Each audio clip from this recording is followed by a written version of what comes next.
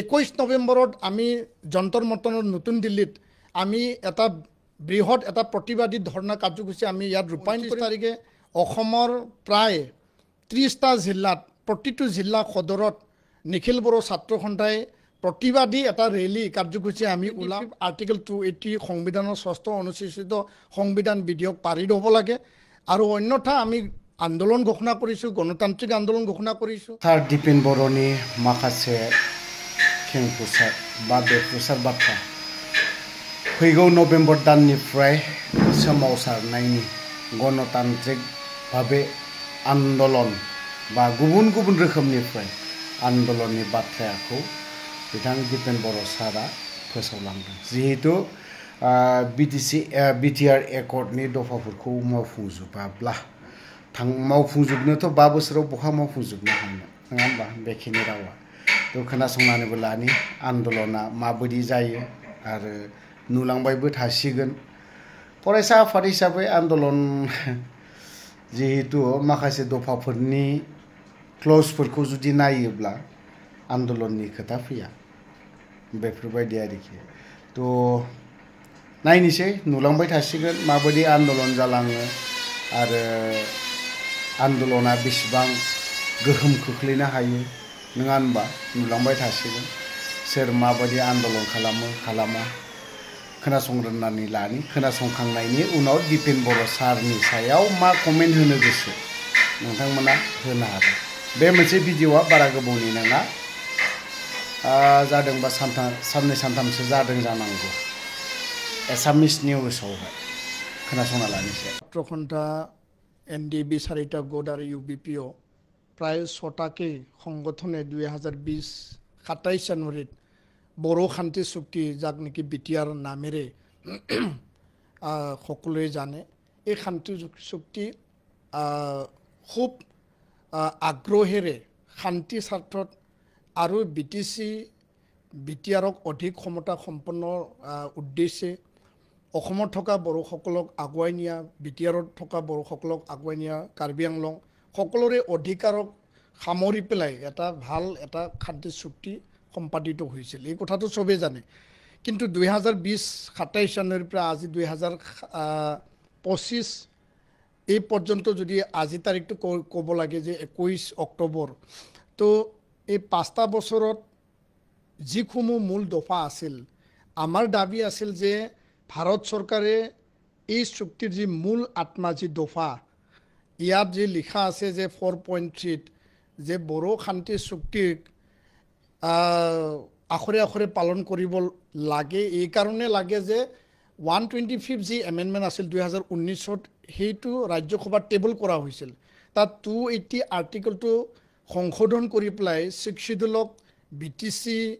বা কাৰ্বি আংলং ডিমা হাছাও বা 10টা যি 6 শিডিউল আছে নৰ্থ ইষ্টত এইটো অধিক ক্ষমতা সম্পন্ন দিব লাগে তাত সমষ্টি মানে বঢ়াই নিয়া বা সমষ্টি মানে তাত বৃদ্ধিৰ কথা আছে তাত পাৱাৰ এণ্ড ফাংচন বৃদ্ধিৰ কথা আছে সকলো কথা তাত সন্নিৱিষ্ট আছে সেই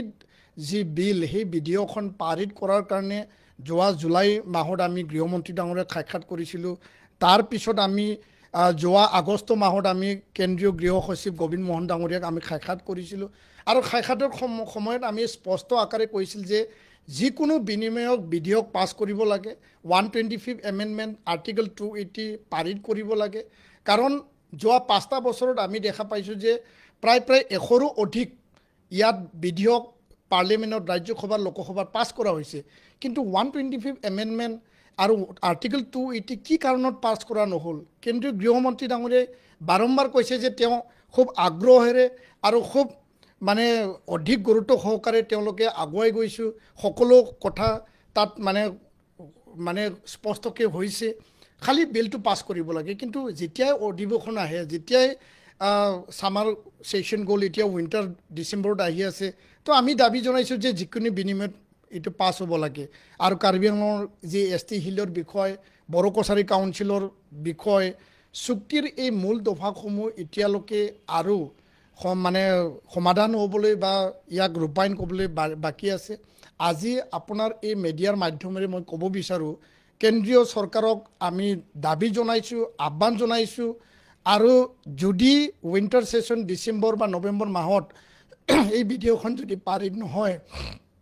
আমি বুজি ল'ম যে কেন্দ্ৰীয় চৰকাৰে চুক্তিৰ নামত চুক্তি ৰূপায়ণৰ নামত নিখিল বড়ো ছাত্ৰ সন্থা আন আন সংগঠনক প্ৰতাৰণা কৰা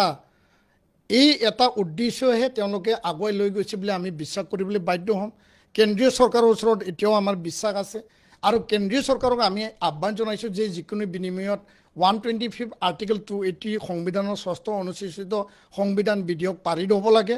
আৰু অন্যথা আমি আন্দোলন ঘোষণা কৰিছোঁ গণতান্ত্ৰিক আন্দোলন ঘোষণা কৰিছোঁ যে অহা 29 তাৰিখে অসমৰ প্ৰায় 30টা জিলাত প্ৰতিটো জিলা সদৰত নিখিল বড়ো ছাত্ৰ সন্থাই প্ৰতিবাদী এটা ৰেলী কাৰ্যসূচী আমি ওলাম তাত rally for accord implementation Bodo accord implementation 2020 নাম দিয়া হৈছে আৰু ইয়াত হাজাৰ হাজাৰ লোক তাত ওলাব ইয়াৰ পিছত নৱেম্বৰত 20 তাৰিখে আমি কনষ্টিটিউশ্যন ক্লাবত তাত আমি সেমিনাৰ এটা আয়োজন কৰিম 10টা শিক্ষিত গোটেইকেইজন নেতৃত্বক বা এই সংগঠনখিনিক আমি আমন্ত্ৰণ জনাম 21 নৱেম্বৰত আমি যন্তৰ মন্তৰৰ নতুন দিল্লীত আমি এটা বৃহৎ এটা প্ৰতিবাদী ধৰ্ণা কাৰ্যসূচী আমি ইয়াত ৰূপায়ণ কৰিম আমি শান্তিপূৰ্ণ গণতান্ত্ৰিক অহিংস আন্দোলন চলাম এই আন্দোলন জংগী হ'ব আন্দোলন আমি কেন্দ্ৰীয় চৰকাৰক হেঁচা দিবৰ কাৰণে আন্দোলন হ'ব আৰু কেন্দ্ৰীয় গৃহ সচিব ডাঙৰীয়াক আমি অলৰেডি কৈছোঁ যে যিকোনো বিনিময়ত আগন্তুক শীতকালীন অধিৱেশনত এই বিধেয়ক পাৰিত হ'ব লাগে যাহাতে চুক্তিৰ নামত প্ৰতাৰণা কৰা নহয় চুক্তি কৰি বড়ো চুক্তিক আগধৰিয়ে আলফা আহিছিল চাওতাল আদিবাসী আহিছিল ডিমাচা কাৰ্বি উগ্ৰপন্থীসকল আহিছিল মণিপুৰৰ কাৰ্বি মানে আপোনাৰ ত্ৰিপুৰাৰ কেএলএ তেওঁলোকে আহিছিল আৰু আন যিখিনি উগ্ৰপন্থী সংগঠন তেওঁলোকে আহিছিল আজি প্ৰথম যিসকলে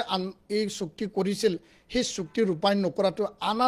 চুক্তি স্বাক্ষৰকাৰীৰ কাৰণেও এটা ডাঙৰ প্ৰশ্ন হৈ উঠিব ইয়াৰ কাৰণে আপোনাৰ চেনেলৰ মাধ্যমেদি কেন্দ্ৰীয় চৰকাৰক মই আহ্বান জনাইছোঁ দাবী ৰাখিছোঁ যিকোনো বিনিময়ত 125 এমেণ্ডমেণ্ট আৰ্টিকল 280 এমেণ্ডমেণ্ট হোৱাটো আমি বিচাৰিছোঁ ইয়াৰ কোনো বিকল্প পন্থা নাই একমাহো হোৱা নাই বিটিআৰত BTC ইলেকশ্যন হৈ গ'ল 2025 সাধাৰণ নিৰ্বাচন আৰু এই পৰিষদীয় নিৰ্বাচনত লেণ্ডশ্লাইড ভিক্টৰী এটা ভাল মানে ফলাফল জয়লাভ হাগ্ৰামা মহিলাৰী ডাঙৰীয়াৰ নেতৃত্বত যি BPF দল তেওঁলোকে ইয়াত প্ৰায় 28টা সিট তেওঁলোকে পাবলৈ সক্ষম হ'লে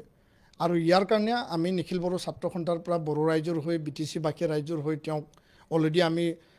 কৃতজ্ঞতা বা আমি ধন্যবাদ আৰু আদৰণিও আমি জনাইছোঁ আৰু এই ক্ষেত্ৰত আমাৰ ক'ব লগা এইখিনিয়ে তেওঁলোকে নিৰ্বাচনত যিখিনি প্ৰতিশ্ৰুতি প্ৰদান কৰিছিল BTR বাকী BTC বাকী ৰাইজৰ উন্নয়নৰ কথা তেওঁলোকৰ যিখিনি মানে অসুবিধা বা যিখিনি তেওঁলোকৰ অভাৱ অভিযোগ তেওঁলোকৰ যিখিনি সমস্যা অধিকাৰৰ কথা সেই কথাটোতো থাকিব চৰকাৰীভাৱে তেওঁলোকে উন্নয়নৰ কাম কৰিব লাগিব যিখিনি প্ৰতিশ্ৰুতি প্ৰদান কৰিছিল কিন্তু আমি অন্য দিশেদি এটা কথাটো আমি সদায় বিচাৰিম যে বড়ো জাতীয় সংগঠন হিচাপে যোৱাটো সময়ত প্ৰমোদ বড়ো ডাঙৰীয়াই BTR চুক্তি বা বড়ো শান্তি চুক্তি ৰূপায়ণৰ ক্ষেত্ৰত যথেষ্ট আগভাগ লৈছিল কাউন্সিলৰ মুৰব্বী হৈ পেলাই আৰু হাগ্ৰামা মহিলাৰী ডাঙৰীয়া তেখেতৰ পৰাও তেওঁ যিখিনি চুক্তিৰ দফা তেখেতৰ কাৰণে যোগ্য বা তেখেতৰ কাৰণে ভাল বা পজিটিভ বুলি তেওঁ মানে বিশ্বাস কৰিব বা তেওঁ লৈছে কিছু তেওঁ আপত্তি থাকিব পাৰে কাৰণ যোৱাটো সময়ত কিছু আপত্তি তেওঁলোকৰ দলৰ পৰা কিছুমানে ব্যক্ত কৰিছিল কিন্তু 2020 27 জানুৱাৰীত হাগ্ৰামা মহিলাৰী ডাঙৰীয়া যেতিয়া চুক্তি কৰিছিল সৰ্বানন্দ সোণোৱাল ডাঙৰীয়া ডক্টৰ হিমন্ত বিশ্ব শৰ্মা ডাঙৰীয়াৰ লগতে হাগ্ৰামা মহিলাৰী ডাঙৰীয়াও তাত সাক্ষী হিচাপে চুক্তিত সহি কৰিছিল আৰু ইয়াৰ কাৰণে ইয়াত একো বাধা থাকিব নালাগে হাগ্ৰামা মহিলাৰী ডাঙৰীয়া তেখেতৰ পৰা আমি বিচাৰিম যে অনাগত দিনত বড়ো শান্তি চুক্তি আখৰে আখৰে ৰূপায়ণৰ ক্ষেত্ৰত আমি তেওঁৰ পৰা সহায় পাম আৰু 1500 কোটি টকা যি স্পেচিয়েল ডেভেলপমেণ্ট পেকেজ আছিল যি কেন্দ্ৰীয় চৰকাৰৰ তাত মানে স্পৰ্টছ একাডেমি ওদালগুৰিত বনাব লাগে 175 crore বা কোকৰাঝাৰৰ ৰামফল বিলত ইণ্ডাষ্ট্ৰিয়েল এষ্টেটছ বনাব লাগে পলিটেকনিক বনাব লাগে পাৰামেডিকেল এণ্ড নাৰ্ছিং কলেজ ইয়াত 400-700 কোটি টকা কেন্দ্ৰীয় আৰু 400-700 কোটি টকা ষ্টেটৰ দুটা মানে পেকেজ ধৰা আছিল আৰু এই গোটেই পেকেজবিলাক কিছুমান ৱৰ্ক অৰ্ডাৰ হ'ল যোনটো আমি অফিচিয়েলি গম পাইছোঁ ডিছকাশ্যনত গম পাইছোঁ কিছুমান তাত দিয়া হৈছে কিছুমান এতিয়া কনসালটেঞ্চি বা DPR প্ৰিপেৰেশ্যন পৰ্যায়ত আছে এই গোটেই কামটো এতিয়া হাগ্ৰামা মহিলাৰী ডাঙৰীয়া যেহেতু তেওঁ BTCৰ চিফ হিচাপে এতিয়া কাৰ্যভাৰ দায়িত্ব ল'লে তেখেতৰ ওপৰত নিৰ্ভৰ কৰিব আৰু তেওঁ প্ৰতিটো এই পেকেজ যিমানকেইটা পেকেজ তাত মানে যি অনুষ্ঠান প্ৰতিষ্ঠান আন্তঃগাঁথনি তাত লিপিবদ্ধ হৈছিল গোটেইখিনি কাম হাগ্ৰামা মহিলাৰী ডাঙৰীয়া ৰূপায়ণৰ কাৰণে তেওঁ দায়িত্ব তেওঁ পাব বা অলৰেডি তেওঁৰ হাততে পৰিব আৰু তেখেতে এই যে অনুষ্ঠান প্ৰতিষ্ঠান আন্তঃগাঁথনি এইটো ৰাইজৰ স্বাৰ্থত কৰা হৈছিল ৰাইজে যাতে এই আন্দোলনৰ বিনিময়ত 5,000 শ্বহীদৰ বিনিময়ত কেঁচা তেজৰ বিনিময়ত যি মানে আমি চুক্তি লাভ কৰিলোঁ এই চুক্তিৰ বিনিময়ত 1500 কোটি টকা আমি যি পালোঁ ইয়াৰ যোগেদি উন্নয়ন আমি পাব এইটো আমি দৃঢ় বিশ্বাসী হাগ্ৰামা মহিলাৰী ডাঙৰীয়া ইয়াৰ কাৰণে আমি আহ্বান জনাইছোঁ যে তেখেতে গুৰুত্ব সহকাৰে যাতে আগবঢ়াই নিয়ে আৰু অসমৰ মুখ্যমন্ত্ৰী ডাঙৰীয়াক মই আহ্বান জনাব বিচাৰিছোঁ ডক্টৰ হিমন্ত বিশ্ব শৰ্মা ডাঙৰীয়াক যে এই চুক্তিটো স্বাক্ষৰ কৰাৰ সময়ত আৰু চুক্তিৰ স্বাক্ষৰৰ পিছতো তেওঁ যিহেতু মুখ্যমন্ত্ৰী আছিল প্ৰায়বিলাক দফাসমূহ ৰূপায়ণৰ কাৰণে তেওঁ আগভাগ লৈছিল আৰু আজিৰ দিনটোতো আমি ৰিকুৱেষ্ট কৰিছোঁ আমি আহ্বান জনাইছোঁ দাবী ৰাখিছোঁ যে মুখ্যমন্ত্ৰী ডাঙৰীয়াই যিহেতু ৰাজ্যখনৰ মুৰব্বী হয় তেওঁ আখৰে আখৰে দাড়ি কমা কেন্দ্ৰীয় গৃহমন্ত্ৰী অমিত শ্বাহ ডাঙৰীয়াই যি কথাটো আখৰে আখৰে ৰূপায়ণ দাড়ি কমা ৰূপায়ণৰ কথা কৈছিল প্ৰতিটো দফা ৰূপায়ণৰ ক্ষেত্ৰত ৰাজ্যখনৰ মুৰব্বী হিচাপে এই চুক্তিৰ স্বাক্ষৰৰ সময়ত তাৰ পিছত তেওঁ যিহেতু আগভাগ লৈছিল মই বিচাৰোঁ যে মুখ্যমন্ত্ৰী ডাঙৰীয়াই প্ৰতিটো কথা প্ৰতিটো কাম যাতে চুক্তি ৰূপায়ণৰ মানে স্বাৰ্থটো আগত ৰাখি পেলাই যাতে কাম কৰে এইখিনি আমি কৈছোঁ আৰু আমাৰ যি আন্দোলন ঘোষণা কৰিছোঁ গণতান্ত্ৰিক অহিংস শান্তিপূৰ্ণ জংগী আন্দোলন হ'ব